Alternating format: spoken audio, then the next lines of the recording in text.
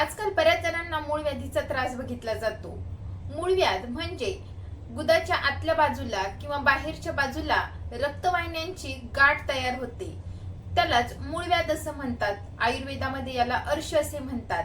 हा काही मोठा आजार नाही, परंतु त्याचा इफेक्ट आपल्या रोजच्या दैनंदिन जीवनावर होतो। म्हणून याची योग्य वेळी ट्रीटमेंट जर केली तर हा जो त्रास आहे तो लवकर कमी व्हायला मदत होते। आजच्या व्हिडिओमध्ये आपण मूळव्याधीचे काय कारण आहेत, काय लक्षणं आहेत, घरगुती काय उपाय करू शकतो, आयुर्वेदिक कोणत्या औषधी सांगितल्या आहेत, तसेच मूळव्याधीची योग्य वेळेत जर ट्रीटमेंट झाली नाही तर त्याचा काय प्रभाव होऊ शकतो, काय परिणाम होऊ शकतो याची माहिती मी सांगणार आहे। तेव्हा व्हिडिओ शेवटपर्यंत नक्की पहा। नमस्कार, मी डॉक्टर सविता लांजेवार। माझ्या YouTube चॅनलमध्ये तुम्हा सर्वांचं पुन्हा एकदा स्वागत आहे। ही आपलं गुदद्वारची अॅनाटॉमी आहे। तर काही कारणांमुळे जर ह्या गुदद्वाराच्या ठिकाणी असलेल्या व्हेन्सवर प्रेशर आलं तर त्यामुळे त्या ज्या व्हेन्स आहेत त्या फुगतात, सुजतात, त्यामुळे त्या ठिकाणी एक गाठ सारख्या तयार होते, त्यालाच आपण पायल्स किंवा मूळव्याध म्हणतो। जेव्हा ह्या गाठी आतमधल्या व्हेन्सवर होतात तेव्हा त्याला इंटरनल हेमोरॉइड्स किंवा इंटरनल पायल्स बोलतात, आणि जेव्हा त्या गुदद्वाराच्या बाहेरच्या बाजूला असतात तेव्हा त्याला आपण एक्सटर्नल पायल्स, एक्सटर्नल हेमोरॉइड्स किंवा बाह्य अर्श असं म्हणतो। तर ह्या व्हेन्सवर एवढं प्रेशर काय येतं? नॅचरली जेव्हा आपण शौचास जातो तेव्हा आपोआपच ते गुदद्वाराचं आकुंचन आणि प्रसरण पावतं, तशा त्या व्हेन्स देखील आकुंचन प्रसरण पावत असतात। परंतु जर काही कारणांमुळे त्या व्हेन्सवर प्रेशर आलं तर त्या ठिकाणच्या ज्या व्हेन्स आहेत त्या फुगतात। निसर्गतःच गुदमार्गामध्ये गुदमार्ग पूर्णपणे बंद ठेवण्यासाठी, शौचावर नियंत्रण ठेवण्यासाठी कुशन्स असतात आणि त्याला मदत करायला त्या ठिकाणी व्हेन्स असतात। जर काही कारणांमुळे गुदाच्या ठिकाणी प्रेशर आलं तर त्या प्रेशरमुळे त्या ठिकाणची कुशन कमकुवत होतात आणि त्या ठिकाणच्या ज्या नस आहेत, व्हेन्स आहेत, त्या गुदद्वाराच्या बाहेर येतात किंवा त्या ठिकाणी त्या सुजतात, फुगतात।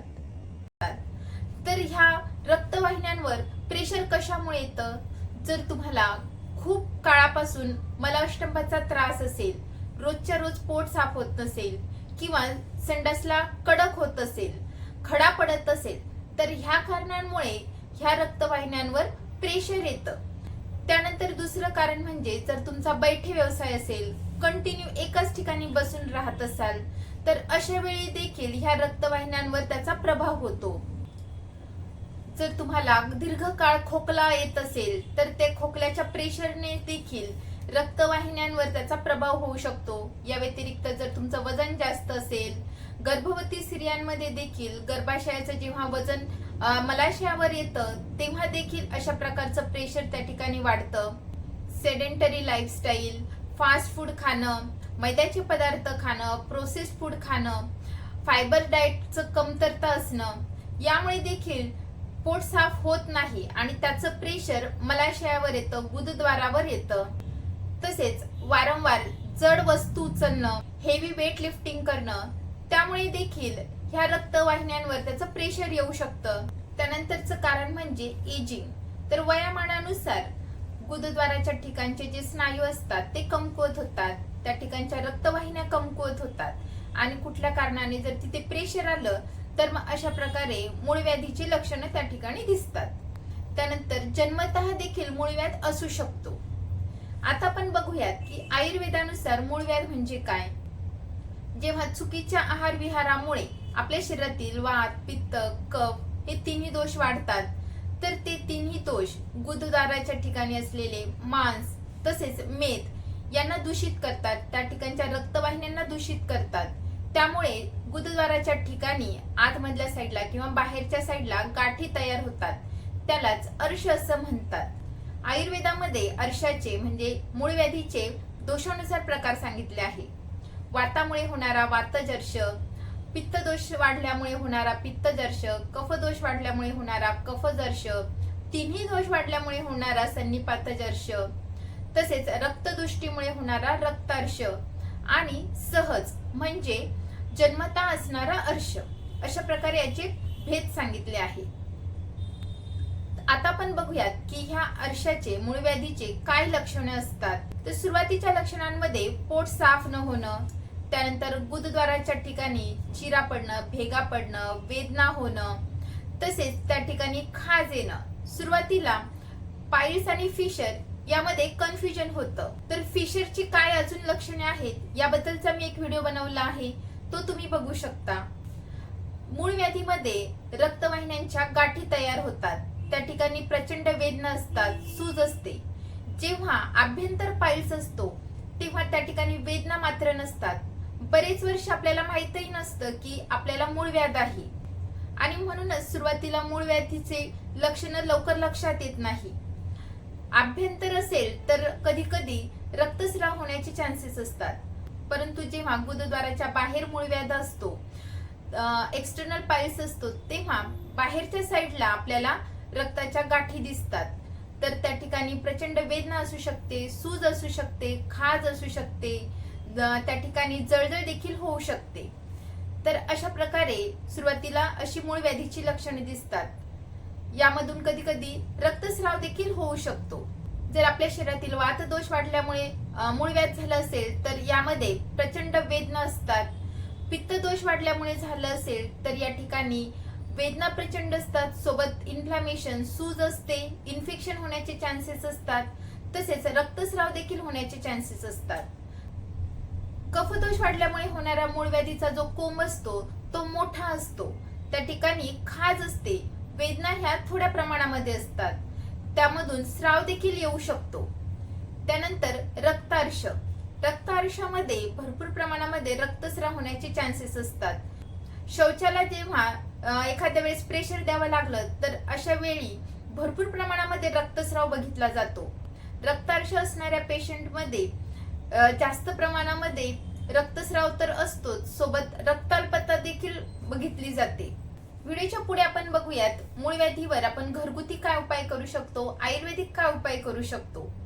तर तुम्ही मूळव्याध झालं असेल, सुरुवातीलाच तुम्हाला मलवष्टंभ असेल, गुदाच्या ठिकाणी सूज आली असेल तर अशा वेळी सीसबाथ घेणं गरजेचं आहे. त्यामुळे गुदद्वाराच्या ठिकाणी आलेली जी सूज आहे ती कमी व्हायला मदत होते. एका टब मध्ये गरम पाणी घेऊन त्यामध्ये तुम्ही इप्सम सॉल्ट टाकू शकता किंवा हळद टाकू शकता आणि 15 ते 20 मिनिट पर्यंत सीसबाथ घ्यावी. त्यानंतर तुम्ही त्या ठिकाणी ॲलोवेरा जेल लावू शकता. हळद आणि निंब एकत्र मिक्स करून त्याचा लेप त्या ठिकाणी तुम्ही करू शकता, जेणेकरून त्या ठिकाणची सूज आणि खाज कमी व्हायला मदत होते, तसेच वेदना देखील कमी व्हायला मदत होते. त्या ठिकाणी तुम्ही कोमट तीळ तेलाचं देखील ऍप्लिकेशन करू शकता, जेणेकरून त्या ठिकाणी सॉफ्टनेस येईल, सूज कमी व्हायला मदत होईल, तसेच खाज देखील कमी व्हायला मदत होईल. किंवा खोबरेल तेल आणि कापूर त्या ठिकाणी लावू शकता, त्यामुळे त्या ठिकाणची खाज आणि जळजळ कमी व्हायला मदत होते. मूळव्याधीचं मुख्य कारण हे मलावष्टंभ आहे, पोट साफ न होणं. तर पोट साफ होण्यासाठी घरगुती आपण काय उपाय करू शकतो याबद्दलचा मी व्हिडिओ बनवला आहे, तो तुम्ही व्हिडिओ बघू शकता. त्यापैकी कुठलंही एखादं औषध तुम्ही पोट साफ करण्यासाठी घेऊ शकता. जर तुम्हाला कोरडा खोकला असेल, खोकल्याची ढास प्रचंड असेल, त्याचं प्रेशर गुदद्वारावर येत असेल तर खोकल्यासाठी घरगुती काय उपाय करू शकतो याबद्दलचा मी देखील व्हिडिओ बनवला आहे, तो तुम्ही बघू शकता. जर तुमचं वजन जास्त असेल, वजन कमी करण्यासाठी काय काय तुम्ही उपाय करू शकता याबद्दलचा मी व्हिडिओ बनवला आहे, तो तुम्ही बघू शकता. आता आपण बघूयात की अर्शावर मूळव्याधीवर आयुर्वेदिक काय ट्रीटमेंट आहे. आयुर्वेदामध्ये मूळव्याधीसाठी 4 ट्रीटमेंटचे प्रकार सांगितले आहेत. पहिलं म्हणजे शस्त्रक्रिया. जर मूळव्याध मोठा असेल, त्रासदायक होत असेल तर तो काढून टाकणं गरजेचं आहे. अग्निकर्म म्हणजे त्या ठिकाणी धातूच्या सळईने एक प्रकारचा चटका दिला जातो. त्यानंतर क्षार कर्म, बऱ्याच जणांना क्षारसूत्राबद्दल माहितीच असेल, तर औषधी दोऱ्याने त्या ठिकाणचा जो मूळव्याधीचा कोंब आहे तो बांधला जातो, जेणेकरून त्याला होणारा ब्लड सप्लाय हा तिथेच थांबतो आणि तो जो अर्श आहे, मूळव्याधीचा कोंब आहे, तो आपोआपच गळून पडतो. आणि चौथं म्हणजे औषधी. आता आपण बघूयात की औषधांमध्ये काय काय दिले जाते. जर तुम्ही कंटिन्यू 1 महिना पुढील औषधांचं सेवन केलं तर तुमचा मूळव्याध 1 महिन्याभरामध्ये कमी व्हायला मदत होते. तर सगळ्यात पहिले गुड हरितकी. गुड म्हणजे गुळ, काळा गुळ घ्यायचा आहे आणि हरितकी म्हणजे हिरडा पावडर. तर यासाठी हिरडा पावडर 1 चमचा आणि थोडासा गुळाचा खडा असं तुम्ही जेवणाच्या आधी जर घेतलं तर मूळव्याध कमी व्हायला मदत होते. किंवा 1 चमचाभर हिरडा पावडर आणि गुळ हा रात्री पाण्यामध्ये भिजू घालावा आणि रोज सकाळी त्याचं सेवन करावं. त्यानंतर तिसरा उपाय म्हणजे त्रिफळा पावडर. रोज रात्री झोपायच्या आधी 1 चमचाभर त्रिफळा पावडर कोमट पाण्यातून घ्यावी. चौथा उपाय म्हणजे त्रिफळा पावडर त्याचा काढा बनवून घ्यावा, त्यामध्ये त्रिवृत पावडर टाकावी. हा काढा रोज रात्री झोपायच्या आधी घ्यावा. त्यानंतर बेलफळाचा काढा बनवून घ्यावा, त्यामध्ये चिमूटभर सुंठ पावडर, थोडेसे ओव्याचे दाणे टाकावे आणि चिमूटभर चित्रक मूळची पावडर टाकावी. हा काढा रात्री झोपायच्या आधी घ्यावा किंवा रोज सकाळी जेवणाच्या आधी घ्यावा, त्यामुळे मूळव्याध लवकर कमी व्हायला मदत होते. त्यानंतर पोट साफ होण्याकडे लक्ष देणं गरजेचं आहे. यासाठी तुम्ही इसबगोलची पावडर घेऊ शकता. चमचाभर इसबगोल पावडर 1 ग्लासभर पाण्यामध्ये भिजू घालावी. ती जेव्हा फुगते त्याच्यानंतर ते पाणी प्यावं. जर तुम्हाला संडासच्या जागी जळजळ होत असेल आणि सोबत मूळव्याध देखील असेल, पोट साफ होत नसेल, तर अशा वेळी 15 ते 20 काळा मनुका पाण्यामध्ये भिजू घालाव्यात. रात्री भिजू घालाव्यात आणि त्या सकाळी प्याव्यात. किंवा 2 काळे खजूर रात्री पाण्यामध्ये भिजू घालावे आणि ते रोज सकाळी घ्यावे. त्यामुळे पोट साफ व्हायला मदत होते आणि संडासच्या ठिकाणी असलेली जळजळ देखील कमी व्हायला मदत होते. जर तुम्हाला मूळव्याधीच्या कोंबाच्या ठिकाणी सूज आली असेल तर अशा वेळी पुनर्नवादी गुगुळ किंवा त्रिफळा गुगुळ नावाच्या गोळ्या आयुर्वेदिक मेडिकल मध्ये मिळतात. त्या गोळ्या 2-2 गोळ्या 3 वेळा कोमट पाण्यासोबत घ्याव्या. त्यानंतर रोज दुपारी ताजं ताक बनवून प्यावं किंवा रोज बनवलेल्या ताकामध्ये चित्रक मूळची पावडर चिमूटभर ऍड करून ती तुम्ही घेऊ शकता.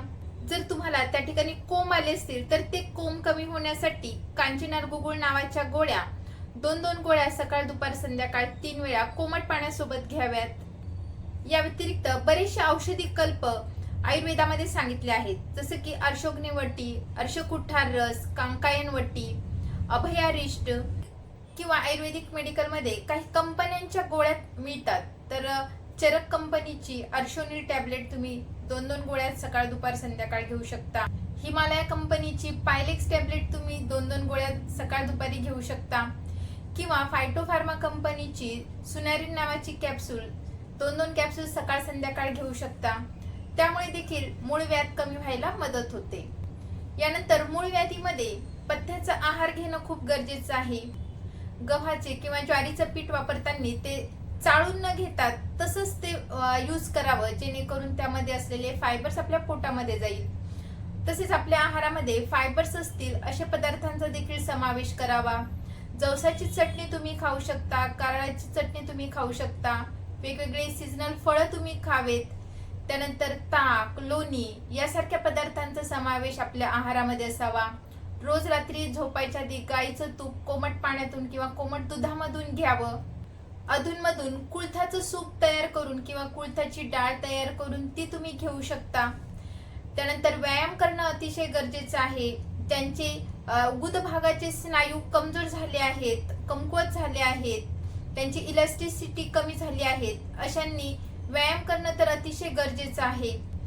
खोकला जास्त दिवसांचा असेल तर खोकल्याची ट्रीटमेंट आधी घेणं गरजेचं आहे, जेणेकरून खोकल्याच्या प्रेशरमुळे गुदभागी प्रेशर येऊ नये, त्या ठिकाणच्या रक्तवाहिन्यांवर प्रेशर येऊ नये. वेट लिफ्टिंग कमी करावी. तसेच एकाच ठिकाणी बसून राहण्याचं काम असेल तर अधूनमधून उठून थोडंसं वॉकिंग करत राहावी. वजन जास्त झालं असेल तर वजन कमी करणं गरजेचं आहे. जर तुम्ही गर्भवती असाल तर रोजच्या रोज पोट साफ होऊन याकडे लक्ष देणं गरजेचं आहे. पाणी वेळेवर आणि योग्य प्रमाणात पिणं देखील गरजेचं आहे. फक्त पाणी पिऊ वाटत नसेल तर तुम्ही वेगवेगळे शरबत घेऊ शकता किंवा लिंबू शरबत घेऊ शकता. मूळव्याधीतून रक्तस्राव होत असेल तर रक्तस्राव आधी थांबवणं गरजेचं आहे. तर यासाठी तुम्ही आयुर्वेदिक मेडिकलमध्ये नागकेशर नावाचं चूर्ण मिळतं. 3 ग्रॅम नागकेशर चूर्ण सकाळ दुपार संध्याकाळ असं दुधासोबत किंवा कोमट पाण्यासोबत घ्यावं. किंवा पुष्यानुग नावाचं चूर्ण मिळतं, ते तुम्ही 1-1 चमचा सकाळ संध्याकाळ घेऊ शकता, जेणेकरून मूळव्याधीतून होणारा रक्तस्राव थांबेल. अति प्रमाणामध्ये रक्तस्राव झाल्यामुळे रक्ताल्पता देखील निर्माण होऊ शकते. तर रक्त वाढण्यासाठी तुम्ही आपल्या आहारामध्ये डाळिंबाचा समावेश करावा, काळे मनुके, काळे खजूर, तसेच रक्त वाढण्यासाठी अजून काय काय घेऊ शकता याचा मी एक व्हिडिओ बनवला आहे, तो व्हिडिओ तुम्ही बघू शकता.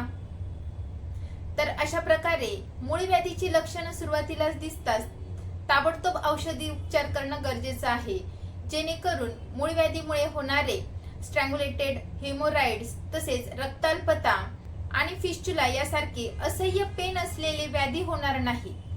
तेव्हा पुन्हा भेटूयात पुढच्या व्हिडिओमध्ये. तोपर्यंत हेल्दी खा, हेल्दी राहा, आयुर्वेदाला जवळ करा. नमस्कार.